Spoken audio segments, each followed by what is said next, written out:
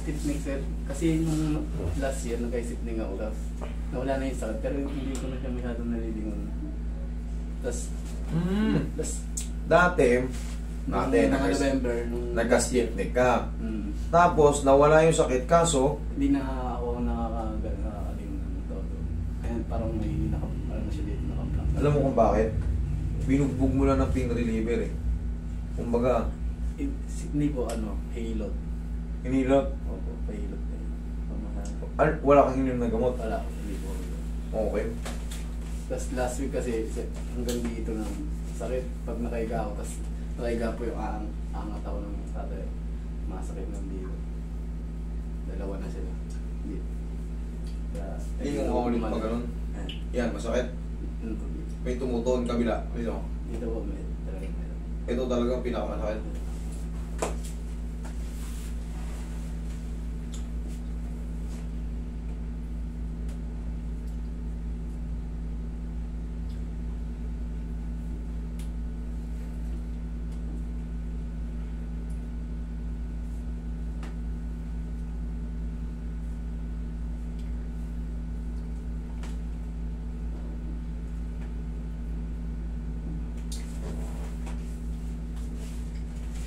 Mga ilang buwan na ngayon, idol? Tansya lang.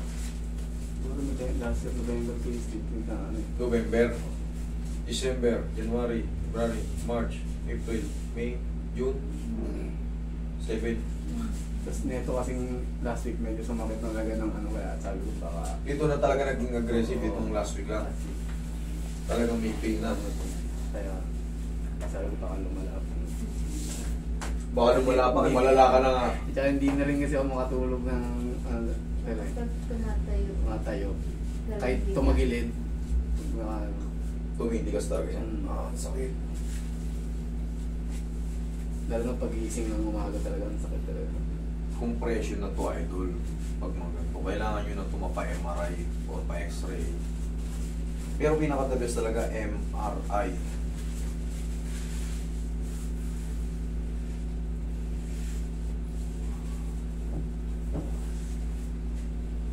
May damage na yung disc nito, idol. Basta tumatagal na. Tandaan nyo ang stiff neck sa paghiga natin. Nangyayari yan kahit normal tayo. 3 to 4 days na ano na natin yan. Kumbaga bearable na. Hindi kagaya nung stiff neck. Pag tumagal ka na isang buwan na may stiff neck ka, ibig sabihin yan, compression na yan sa disc mo. Hindi na yan pangkaraniwan. Kailangan yan ma-check up ka na. Tayo.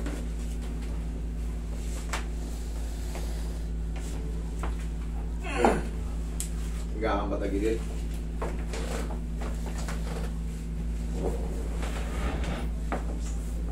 Tandaan nyo, pag masakit yung leg nyo, sa umaga, pagkagising nyo, masakit na agad leg nyo, huwag nyo na iligo. Huwag nyo na iligo. Magpunas na lang kayo. Tapos yung katawan nyo, yun ang paliguan nyo. Huwag nyo babasahin yung leg nyo, pati yung ulo nyo. Yan ang natatandaan nyo. Tapos, pansamantala, ganun-ganun nyo lang ng pau. Para hindi kayo mapuruan. Kasi pag niligo nyo yan, mamayang hapon, tignan nyo yung leg nyo. Sakit. Pag nanamigan yan, okay, tapa kayo.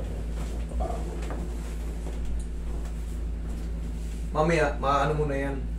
May pain pa ng konti pero mas maluwag na.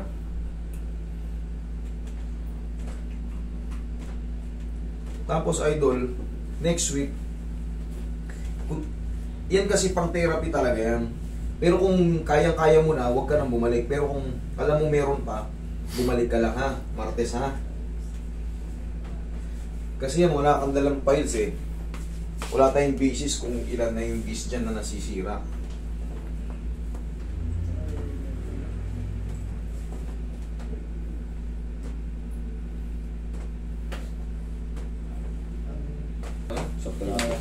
Yaya ka. Ito yung pinakamasarap sa lahat. Tasin mo lang ito.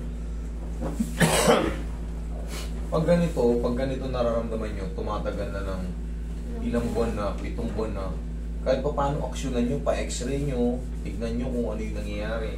Kasi kaya na nang ipaliwanag ng mga ano yan, upgraded na lahat ng mga manghihilot ngayon. Kaya na nang paliwanag, or kung hindi, kung ako hindi ko kaya. Meron pang iba sa akin na mas marami na kami, kumbaga, check nyo lang. Okay, inhale, exhale.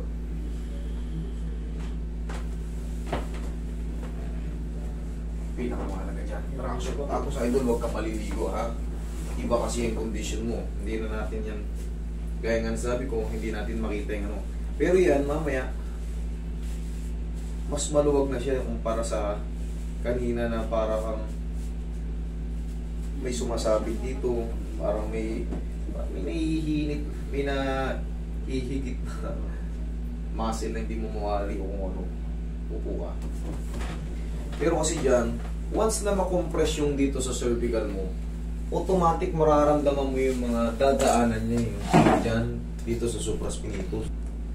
Maghilamos na lang kayo. Meron ng technique. Basta ito, iwasan nyo lang muna to. Pwede yung basahin yan, maligo kayo ng pangilalim lang. Tapos ilamos, tapos konting wax o gel. Kaya naman dayain. Plus up, plus lang ako. Ang mahalaga, syempre, itong katawan natin. Basta yung leg lang, yun lang. Iwasan nyo.